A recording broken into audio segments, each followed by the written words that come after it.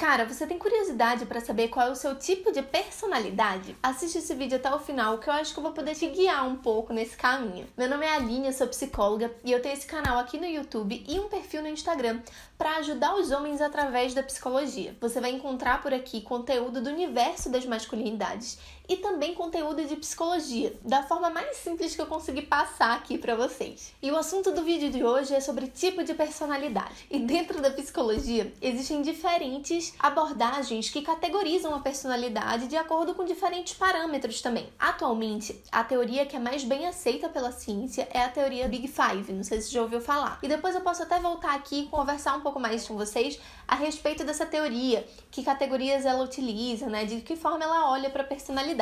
Hoje eu quero falar da tipologia junguiana. Existe uma abordagem dentro da psicologia chamada psicologia analítica ou psicologia junguiana, ela também é muito conhecida assim. E ela foi fundada pelo Carl Jung. E é justamente essa abordagem que eu utilizo para os meus atendimentos. E é por isso que eu quero falar como Jung entende os tipos de personalidade aqui com vocês hoje. Existem também alguns testes que a gente pode fazer para entender melhor qual é o nosso tipo de personalidade. Eu fiz 2 e vou falar um pouco melhor deles no final desse vídeo, então fica atento aí para você entender também qual é o meu tipo de personalidade. Como eu falei para vocês, existem diferentes formas da gente categorizar esses tipos de personalidade. Então eu vou começar explicando a tipologia junguiana aqui para vocês, como é que Jung entende a psique humana e que categorias ele utiliza para categorizar, para tipologizar a personalidade, tá? Então vamos lá. Jung entende que a psique humana, ela é um todo. A gente faz uma separação, uma diferenciação aí didática para ficar mais fácil mesmo da gente entender e estudar até essa parte do nosso corpo que é tão abstrata, né? Então a psique humana, ela tem uma parte ali que é consciente e uma parte que é inconsciente. Existem umas outras subdivisões aí, mas eu não vou me aprofundar muito nisso não. A gente utiliza a maior parte do tempo a nossa consciência para aprender fenômenos, para, enfim, nos relacionarmos com outras pessoas, mas o inconsciente, ele não deixa de ser parte desse todo e a gente utiliza ele o tempo inteiro também. Ok, entendendo essa divisão, Jung entende que o tipo de personalidade, ele vai se basear no tipo de atitude que a gente vai ter, uma atitude geral aí que a gente tem, e nas funções da consciência que a gente utiliza. Como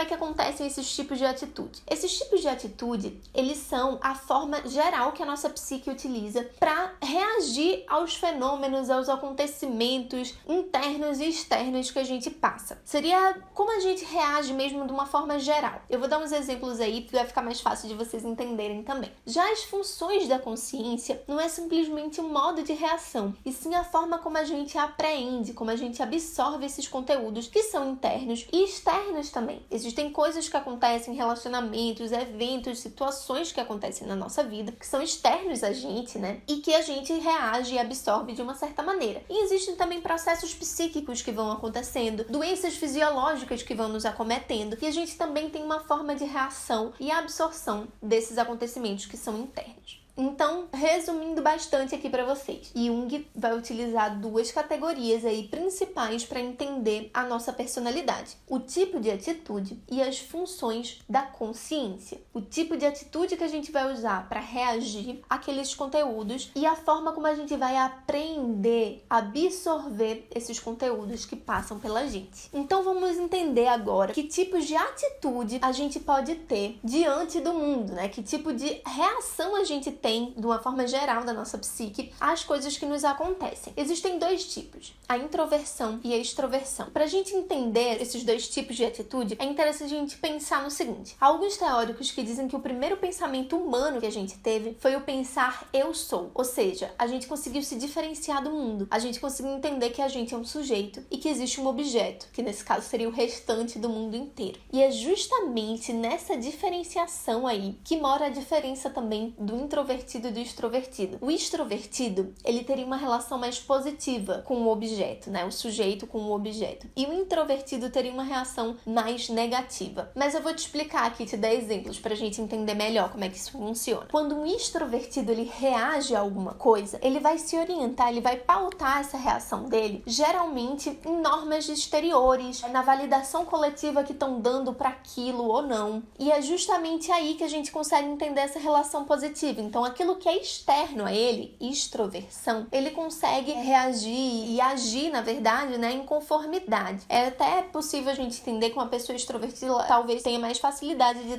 adaptação ao mundo do que um introvertido, tá? Mas eu vou dar mais um exemplo aqui para ficar mais fácil da gente entender. Vamos supor que o cachorro, ele seja um ótimo exemplo de extroversão. Por quê? O cachorro, quando ele escuta um barulho, ele late. Quando ele sente um cheiro de comida, ele quer comer, mesmo que ele não esteja com fome. Ou seja, as ações e reações que ele tem são baseadas naquilo que é externo a ele, naquilo que é objeto para ele, e não naquilo que é sujeito, entende? Já a introversão acontece de uma forma diferente. A pessoa que é introvertida vai pautar a reação dela nos fatores que são mais subjetivos, no sentido de serem mais voltados para o sujeito. Vou te dar um exemplo aí pra gente entender também melhor. Vamos pensar no gato mais uma vez como esse exemplo aí, esse personagem da introversão. O gato, quando ele vai reagir, ele costuma, no mínimo, ponderar um pouco antes se ele vai realmente reagir àquele estímulo externo ali, ou se ele vai continuar fazendo aquilo que ele tá fazendo, né? Ele escuta um barulho e ele tá caminhando, sei lá, pra caminha dele. Não é sempre que ele vai parar de caminhar pra caminha dele e ver do que aquele barulho tá falando, diferente de um cachorro que prontamente já iria, né? E pra resumir um pouco mais essa questão da introversão e da extroversão, a gente pode entender o seguinte: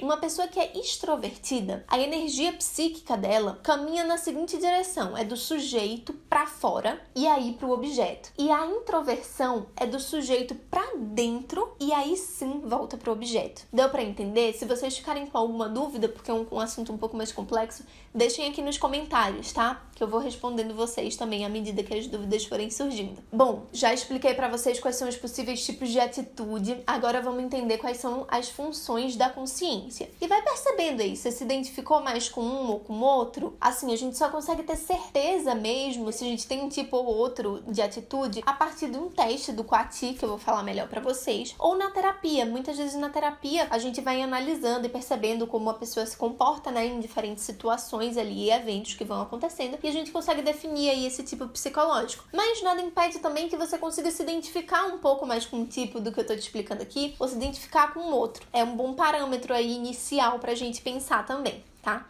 Então, voltando aqui para as nossas funções da consciência. Elas são 4 e elas vêm em pares. Eu vou explicar primeiro um par, depois o outro para vocês. O primeiro par é o pensamento e o sentimento, e o segundo par é a sensação e a intuição. Então, vamos entender primeiro essa função pensamento. A função pensamento, ela apreende, ela absorve esses conteúdos aí que passam pela gente através do trabalho do pensar. Então, através do raciocínio lógico, dos nexos conceituais aí que a gente vai formando. Diferente e oposto, na verdade, da função do sentimento, que não usa o pensar para aprender e absorver esses conteúdos, mas sim o sentir das emoções. Se aquilo você gosta, se aquilo você não gosta. E a função pensamento é mais no campo daquilo que é verdadeiro, daquilo que é falso, né? Do campo do conhecimento. Elas têm essa mesma forma de avaliação das coisas que acontecem, então elas usam esse caminho assim, isso é verdadeiro, isso é falso, me dá prazer, isso não me dá prazer. Mas são bem opostas, né? Porque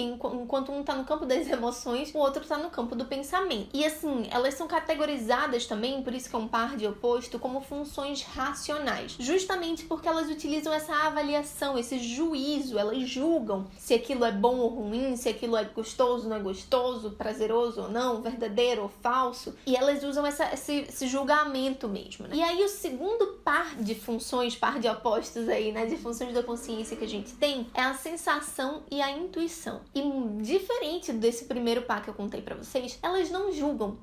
Elas apreendem as coisas do mundo e os acontecimentos internos e externos exatamente como eles são. Só que a função sensação, ela vai pelo campo da realidade, dos fenômenos ali mais da consciência, e a função intuição apreende por uma via mais inconsciente, uma percepção um pouco mais inconsciente da coisa, enquanto a função sensação, ela se apega muito aos detalhes ali, às particularidades daquilo que ela está aprendendo, dados ali bem concretos da realidade. A função intuição, ela tem uma visão mais geral, mais global da coisa. Vou dar um exemplo para vocês. Imaginem que uma pessoa tá olhando para um campo florido ali de primavera. Se a função principal dela, ou a função superior dela, vou explicar isso para vocês também daqui a pouco, for a sensação, ela vai entender e olhar para aquele campo ali nas particularidades. Então ela vai ver as diferentes cores que tem nas flores, quantas árvores existem ali, a distância que ela tá daquele campo. Ela vai perceber todas as cores presentes no céu. Já uma pessoa que tem como função principal, função superior, a intuição, ela vai ter uma visão mais global, ela vai perceber mais o humor geral daquele campo. Então como é que tá o clima, quais são as cores ali que estão presentes de uma forma mais generalizada, né? Ela vai olhar assim o colorido como um todo do céu, ela não vai olhar todas as nuances que estão presentes no céu. Então assim, mais uma vez, é um par de oposto, porque são percepções bem diferentes, enquanto um tá na generalização ali, o outro tá na particularidade, mas eles são funções irracionais, não racionais como o outro par de oposto, justamente porque eles não julgam, eles não atribuem essa valoração, não dão valor, simplesmente aprendem aquilo dali, uma visão macro, uma visão mais generalista e uma visão mais dos detalhes. E eu expliquei todos esses conceitos aí pra vocês, acredito que vocês foram percebendo qual é a que vocês mais utilizam e qual é também o tipo de atitude aí, enfim,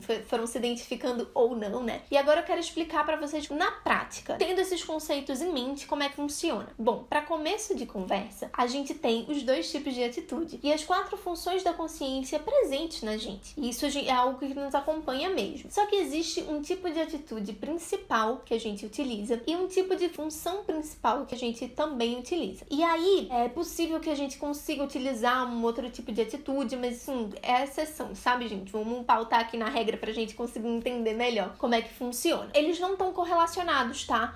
O tipo de atitude não tem uma relação direta aí com as funções da consciência que você vai ter, vai absorver ou não, ok? Isto posto, vamos entender como é que funcionam essas funções da consciência. Eu vou ver se eu consigo colocar aqui uma imagem pra vocês, pra gente entender. A função da consciência, a gente vai entender que existe uma função superior ou principal, uma função inferior e 2 funções auxiliares. Só que como é que elas estão dispostas na nossa psique? Elas estão dispostas através dessa divisão aí consciente e inconsciente, que eu falei pra vocês lá no começo do vídeo. Então a nossa função superior, ela é chamada assim porque a gente consegue acessá-la de uma forma muito mais fácil, porque ela tá na nossa consciência. E a nossa consciência é aquilo que a gente tem acesso mais direto, é o que eu tô usando aqui, a parte da minha psique que eu tô usando pra me comunicar com vocês, a maior parte, é a maior parte da psique de vocês aí que vocês estão usando pra me entender também. Então é muito mais fácil que a gente utilize essa função superior, essa função principal, pra quase tudo na nossa vida. Essas 2 funções auxiliares aqui, a gente pode usá-las num determinado momento, num determinado contexto bem específico, em que a gente consiga acessar. Porque você percebe que existe essa linha aqui que separa a consciência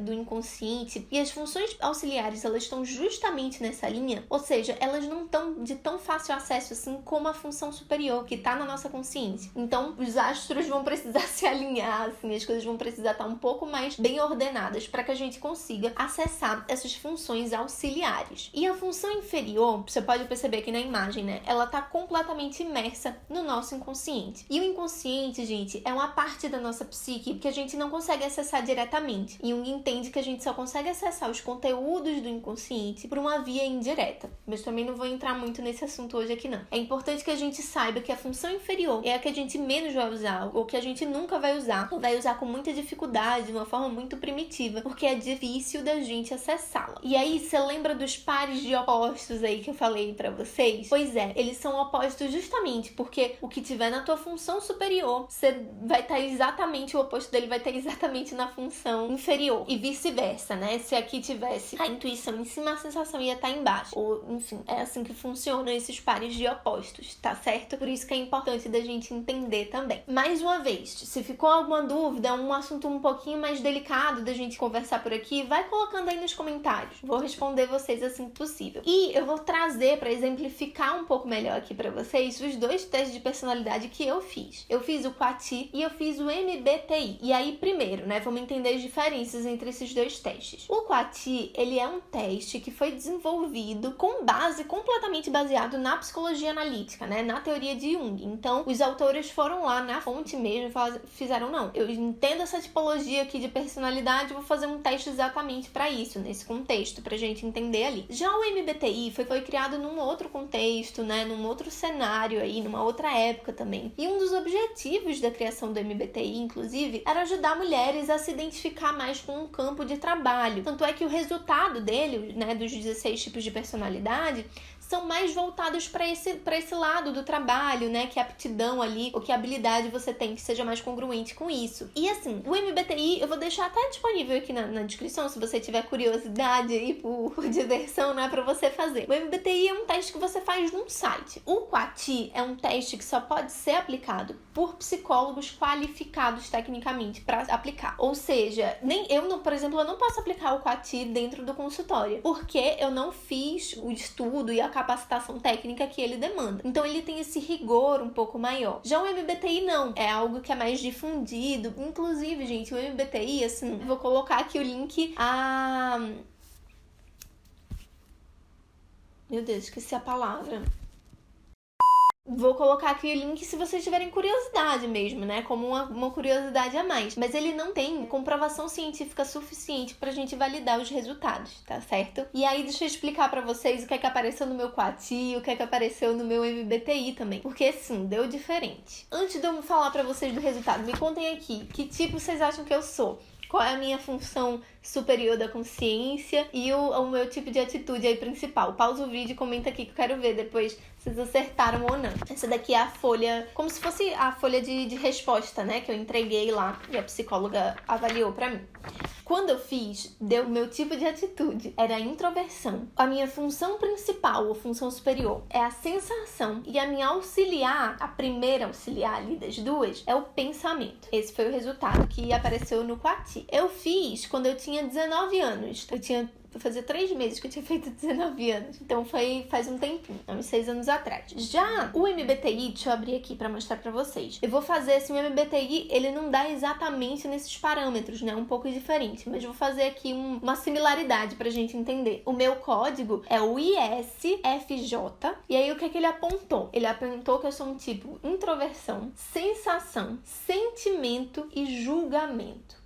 Ou seja, ele colocou como a minha função ali auxiliar, né, primeira, o sentimento e não o pensamento, como o QATI apontou. E assim, né, fazendo terapia, analisando as minhas questões e o meu posicionamento, eu de fato tenho como função ali auxiliar principal o pensamento e não o sentimento. Eu tenho mais dificuldade de acessar esse campo aí. Mas enfim, quis compartilhar aqui com vocês para vocês perceberem que tem esses nuances. Mais uma vez, para você ter certeza mesmo, gente, é melhor procurar um psicólogo nesse caso, que vai poder aplicar um teste melhor pra vocês, né, pra vocês entenderem, ou que vai, ao longo do processo psicoterapêutico, identificar ali e trazer pra terapia à medida que isso for importante também, né, porque muitas vezes é importante a gente olhar, às vezes a gente se cristaliza muito numa função só, a gente precisa da ajuda desses auxiliares, porque assim, no meu caso, né, a minha função superior é a sensação. Existem momentos na vida que eu preciso usar um pouco mais da intuição, ter essa visão um pouco mais macro da coisa que me falta. Então eu preciso recorrer ali às minhas auxiliares para compensar ou para me ajudar nessa minha dificuldade aí da inferior, da intuição. Quero que vocês me contem aqui nos comentários se vocês gostaram também desse vídeo, né, um pouco mais técnico pra gente